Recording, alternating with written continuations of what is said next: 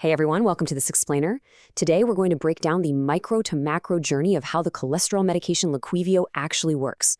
I know as first-year pharmacy students, you're just getting hit with an absolute tidal wave of drug classes, mechanisms, and guidelines right now. So my goal today is to make this cutting-edge genetic therapy incredibly easy to understand. We're not going to overcomplicate things. Instead, we'll build a really vivid picture in your mind of exactly how this drug operates, how it stands out from the crowd, and why it's such a massive game changer for patient care. All right, let's take a quick look at our syllabus for today. We'll start with the LDL cholesterol challenge, move on to silencing the PCSK9 factory, and then clearing the bloodstream. After that, we'll cover Leqvio versus traditional meds and wrap it all up with the impact on the patient. Section 1. The LDL cholesterol challenge and why standard treatments fall short. To really get why this new drug matters, you have to understand this situation you're going to see every single day in your clinical rotations. Picture this. A patient has cardiovascular disease, they're prescribed a daily statin to lower their bad cholesterol, but their labs come back and they're still missing their target of getting LDL under 70 milligrams per deciliter. So why does this happen? Is the medicine just a dud?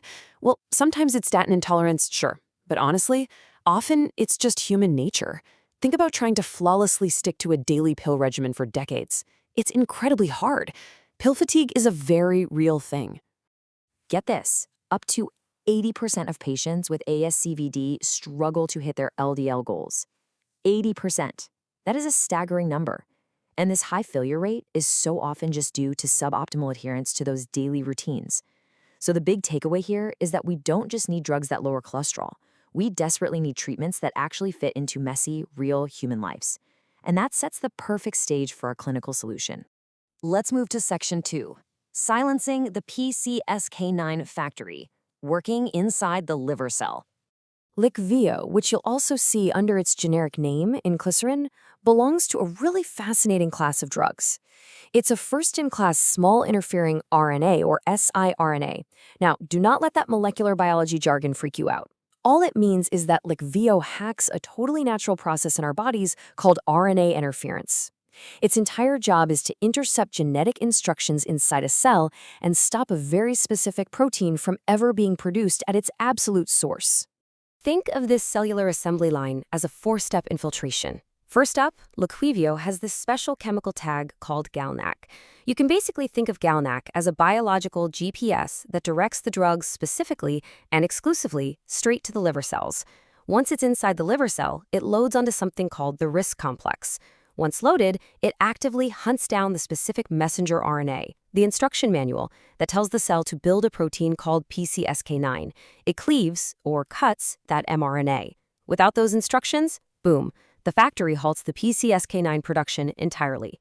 Actually, if you want a super simple way to remember this for your exams, just think of that RISC complex as a biological paper shredder sitting right there inside the liver factory. Leqvio essentially feeds the specific instruction manual for the PCSK9 protein straight into the shredder. Because that blueprint is continuously being destroyed, the factory literally has no choice but to stop producing the protein. It's elegant, it's targeted, and it treats the issue right at the genetic root. Section 3. Clearing the bloodstream. More receptors, less cholesterol. Okay, so we've successfully shut down the factory. But what actually happens to the liver cell once that PCSK9 production is halted? Well, to answer that, you kind of need to know what PCSK9 usually does. Normally, PCSK9 acts like a saboteur. It binds to LDL receptors on the liver and marks them for destruction. But because Leqvio just shredded the instructions, there is way less PCSK9 protein being synthesized. And with no PCSK9 around to destroy them, those LDL receptors are suddenly free to continuously recycle back to the surface of the cell. More receptors survive, which means more receptors are present on the cell surface. I love to visualize these surviving receptors as millions of tiny cholesterol vacuums on the surface of the liver. It's simple math. When you have more vacuums plugged in and running, you clean the room a whole lot faster. In this case, these receptors are endlessly sucking bad cholesterol directly out of the circulating bloodstream and pulling it into the liver to be processed. More vacuums equals less bad cholesterol in the blood. Pretty straightforward, right? Section 4. Leqvio versus traditional meds, comparing mechanisms and dosing. Let's zoom out a bit. While daily statins work by blocking the liver from making cholesterol in the first place, these newer injectable therapies focus on clearing it from the blood. You're definitely going to see a lot of monoclonal antibodies out there, like Repatha, And Repatha is a great drug, but it works completely differently from Leqvio. Think of traditional monoclonal antibodies as bouncers standing outside a nightclub. They have to physically catch the PCSK9 protein after it's already been made and is floating around outside the cell. Because there are just so many proteins, the bouncers get overwhelmed fast, which is exactly why patients have to self-inject those drugs every 2 to 4 weeks. Leqvio, being an siRNA, sneaks inside the cell and turns on the factory's paper shredder. It stops the protein from ever being made in the first place, giving it a remarkably longer duration of action. And because of that prolonged intracellular RNA silencing, basically because that paper shredder just keeps on working for months at a time, the dosing schedule completely transforms. A patient gets an initial injection on day 1, a follow-up dose at month 3, and then they only need maintenance doses every 6 months, literally just twice a year.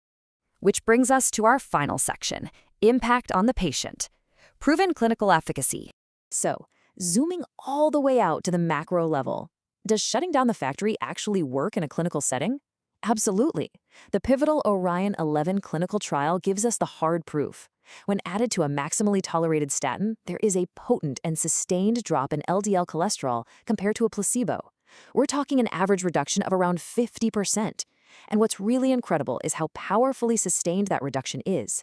It just stays flat across the entire 18-month trial period. That is the sheer power of RNA interference at work. But honestly, the most important metric might just be how this actually feels for the patient. Donna, who is currently taking Leqvio, sums it up perfectly. I just go twice a year now. I walk out of the office, and I don't need to think about it until the next visit.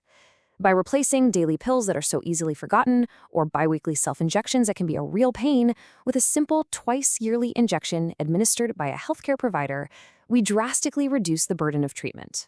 We are finally tackling that massive 80% adherence challenge we talked about at the very beginning of this explainer. Pharmacy is changing so fast, you guys. We're rapidly moving from daily symptom management to targeted genetic-level interventions. So as you prepare to enter the clinical world, I want to leave you with this thought. How will mastering these new genetic mechanisms, like siRNA therapeutics that turn daily struggles into twice-yearly visits, completely reshape your future pharmacy practice? Definitely something to chew on while you study. Thanks so much for hanging out with me on this explainer, and I'll catch you in the next one.